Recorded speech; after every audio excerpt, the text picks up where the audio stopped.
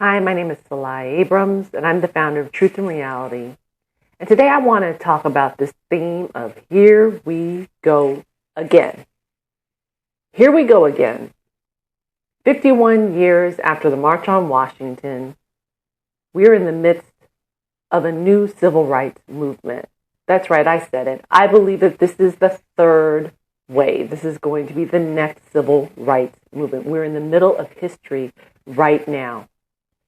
And just like back in 1963 during the march, here we have Black women being marginalized.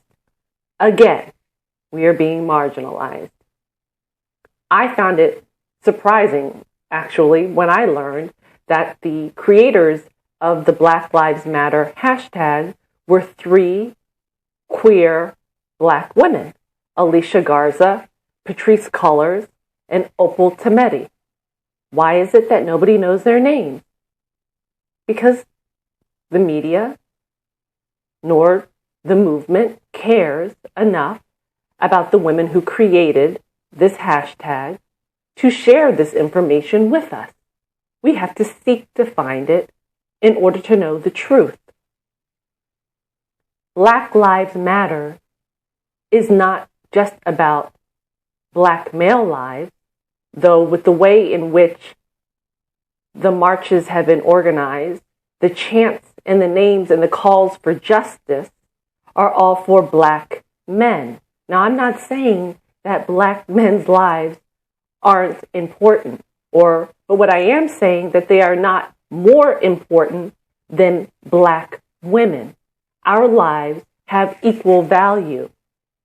It is a problem that we know the name of John Crawford, of Mike Brown, of Tamir Rice, but we don't know the names of Rekia Boyd, or Ayanna Jones, or Pearlie Golden, Black women that were murdered by the police. Sexism has always been a part of the fabric of our culture. It is as American as apple pie, as they like to say. But now is the time for us to take a stand and to claim our power. Now, I've always questioned why. Why is it that in our society today, with all the advances that have been made, why are we still being marginalized? Well, there's a myriad of reasons, of which the most obvious we could point to is the fact that we live in a patriarchal society. But I want to step outside of just that and talk about media representation. The fact that today, in 2014, the most popular depiction of a Black woman or a Latina woman that we're going to see on television, particularly cable television, is going to be what I like to call the crazy Black reality show chick.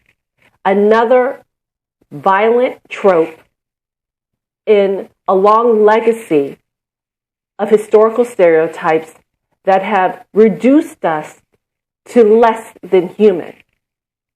How is it that we can be taken seriously in the political process when all that we see of ourselves in the media are representations of us as nothing more than body parts or babies' mamas, as women who have nothing more to do with their time except to try and entrap a baller so that she can get a check and ride off into the sunset off of his hard work.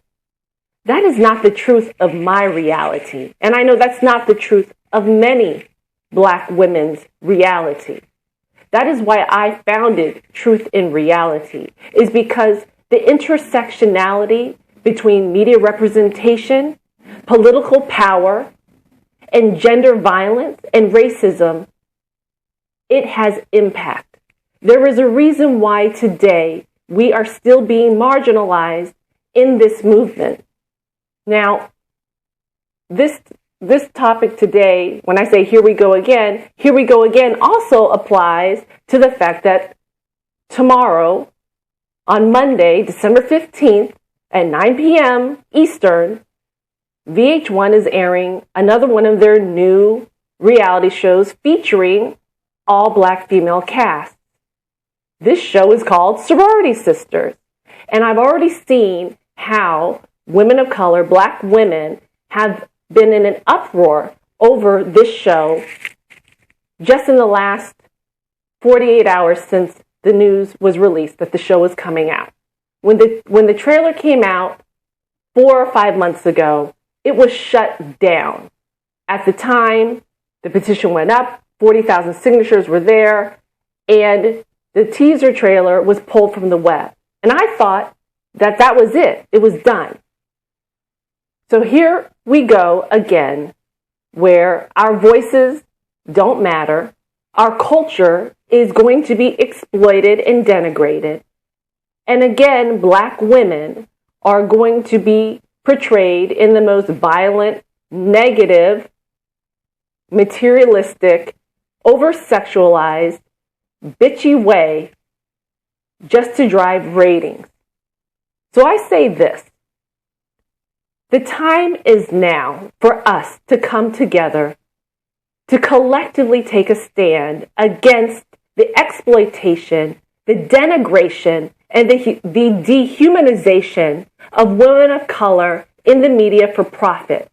The time is now. Nothing is sacred, not even our beautiful traditions of Black Greek organizations, of the National Panhellenic Council. Now, I'm not Greek, but I know enough about the Greek history and their long history of supporting and fighting for social justice, for improving our communities, and for uplifting each other and creating a standard of womanhood that I know that it is a sacrilege for this to be turned into another freak show simply to generate some dollars. So I'm calling out to all of you to say, if you don't like what you're seeing, take a stand. Exercise your vote with your remote. Don't tune in. If you don't like your representation, then don't support programming that denigrates you. It's that simple. We have the power to create social change. We have the power to reshape the existing narrative of women of color in the media. But in order for that to happen, we have to come together collectively and take a stand. Not just when shows like Sorority Sisters come out, but when all shows come out that display Black women and women of color in a violent or a negative light. The power is in our hands, and the time is now. And I'm calling out to all of you to join the Redefining Her Story movement so that we can take a stand and take ownership of our images so that we can increase our power in the world and decrease the accepted practice of abusing and denigrating us in life and for entertainment.